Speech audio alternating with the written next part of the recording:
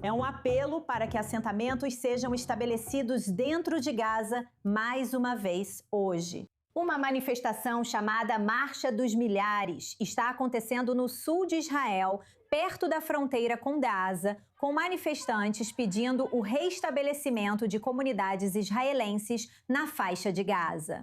As forças de defesa de Israel declararam hoje várias áreas ao longo daquela fronteira como zona militar fechada antes da manifestação. Vários membros sêniores da coalizão deveriam comparecer ao protesto, trazendo à tona uma questão altamente emocional e polêmica. Faltando 100 dias para o dia da eleição, em 27 de outubro. Então, para saber mais, é um prazer receber no estúdio a analista política Gil Hoffmann. Então, Gil, faltam 100 dias para as eleições, será a primeira desde 7 de outubro e uma das muitas questões emocionais para a nação inclui Gaza e o possível assentamento dentro de Gaza. Sabemos que é uma questão altamente divisiva e que remonta a décadas. Conte para nós sobre o desengajamento. Você estava acompanhando os acontecimentos naquela época e também teve um papel a compartilhar. O que você pode nos contar? Que percepções você pode compartilhar? Certo, então antes de tudo, sim, havia ministros do Likud presentes no evento hoje, tentando melhorar suas chances de se saírem bem nas primárias. Mas eles sabem muito bem que é Netanyahu quem decide se Israel vai permitir que qualquer judeu viva, mesmo na ponta norte de Gaza. E ele, neste momento, diz que é contra isso. E é interessante que ele acrescenta no momento, porque isso é algo que ele pode decidir de última hora, ser a favor, para usar se achar que vai ajudá-lo politicamente.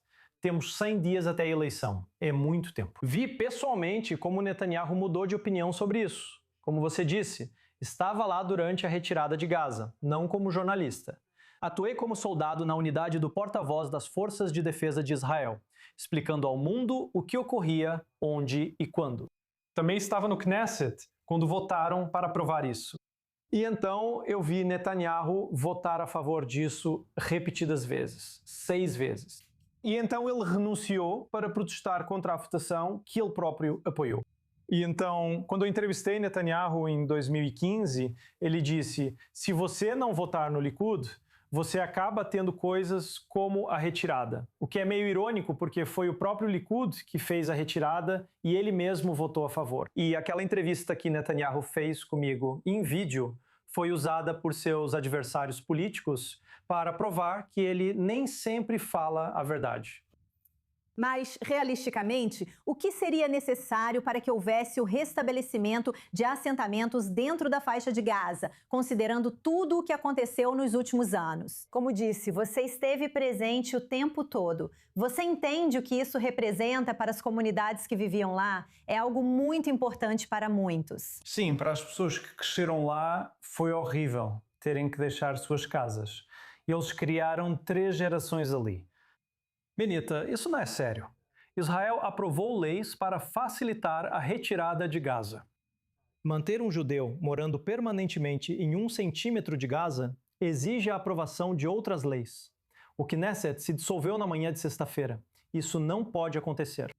Mas o que pode acontecer em relação ao Likud, porque algumas decisões importantes foram tomadas nas últimas horas. O que você está descobrindo? Então, o Likud votou hoje para apoiar o plano de Netanyahu de lhe dar 8 vagas, incluindo ele mesmo, reservadas entre os 30 primeiros, o que é um poder enorme, mais do que qualquer líder do Likud já teve antes. E além disso, eles adicionaram outra cláusula que diz que se houver uma escalada por qualquer motivo, que eles não possam realizar as primárias. Então Netanyahu pode, de fato, escolher a lista sozinho. Agora, os membros do Comitê Jurídico do Likud que votaram nisso e precisa de aprovação do Comitê Central na quinta, também não sabem se haverá guerra, assim como nós. Netanyahu sabe e conseguiu a aprovação da cláusula. Você tinha especialistas em segurança aqui antes. Eles sabem mais que nós, mas Netanyahu ainda é quem melhor pode prever o que Trump fará. E se eu fosse eles, eu pensaria que isso é um indício de que há algo meio suspeito. Então, o que você entenderia disso, bem brevemente? Netanyahu e Trump ainda são muito próximos, apesar das diferenças entre eles. E talvez prepare seu abrigo antiaéreo, mas ainda não. Não imediatamente. Aproveite suas férias agora. Mas à medida que as primárias do Likud se aproximarem, talvez aí sim.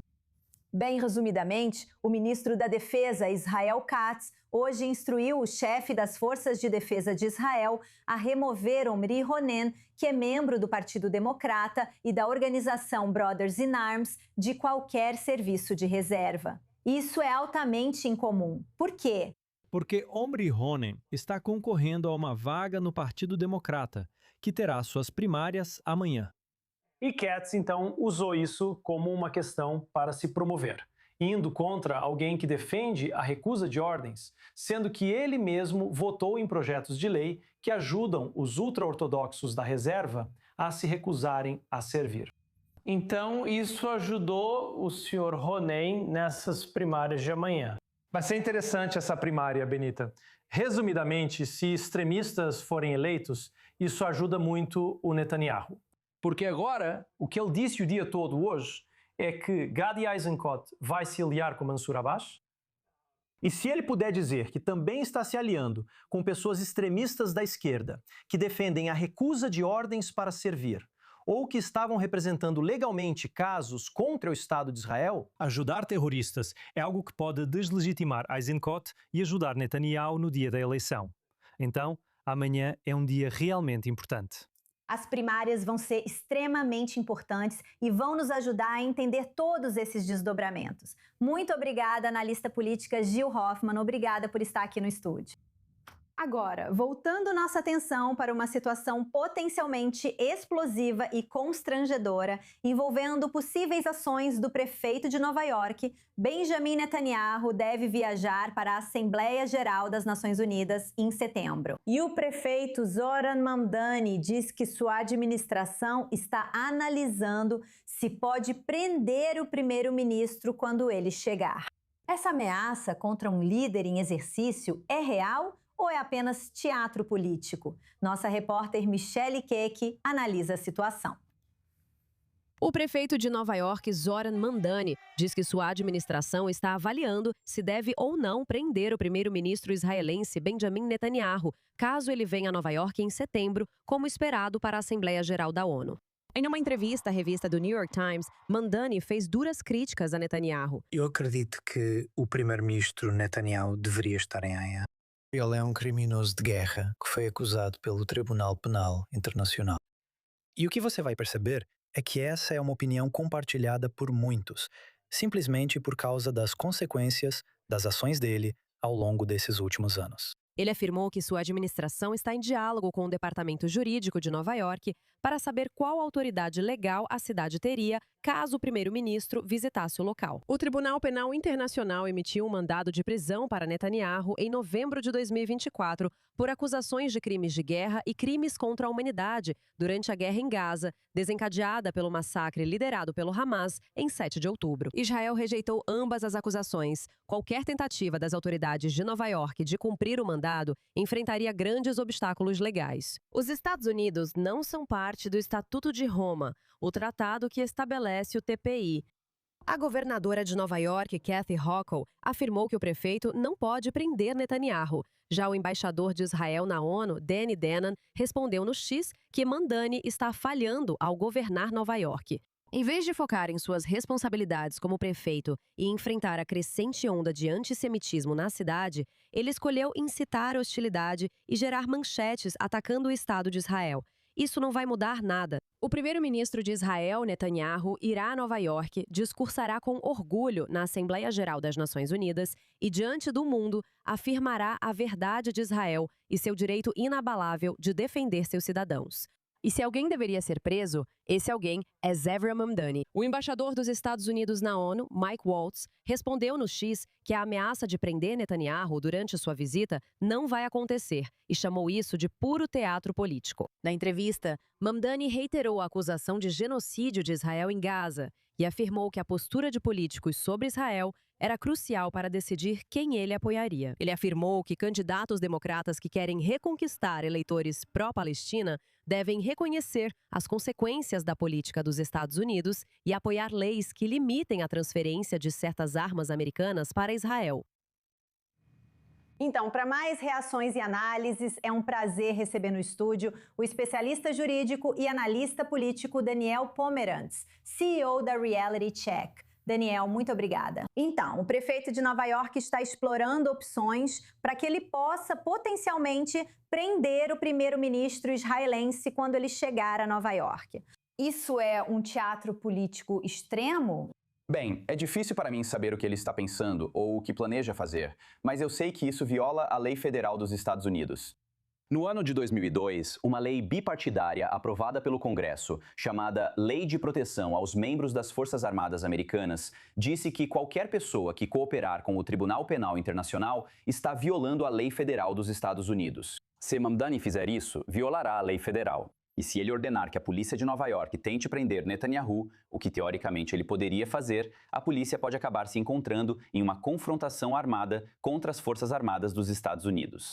Não acredito que isso vá acontecer, mas é onde a lei nos levaria se ele prosseguisse. O gabinete de Benjamin Netanyahu disse que Mamdani está tentando desviar a atenção das políticas fracassadas ao explorar essa possível prisão. Mas que situação embaraçosa poderia acontecer se de fato ele conseguisse alguma tentativa absurda, seja pela polícia ou por outros, para constranger o primeiro-ministro quando ele chegar a Nova York? Bem, acho que seria especialmente constrangedor para Mamdani, pois seria um gesto inútil e não funcionaria. A polícia de Nova York não faria isso porque o governo federal interviria, ou tentaria e encontraria as Forças Armadas dos Estados Unidos. Além de violar a lei americana, o que Mamdani tenta fazer infringe também as leis internacionais que ele diz defender. Os Estados Unidos não assinaram o Estatuto de Roma.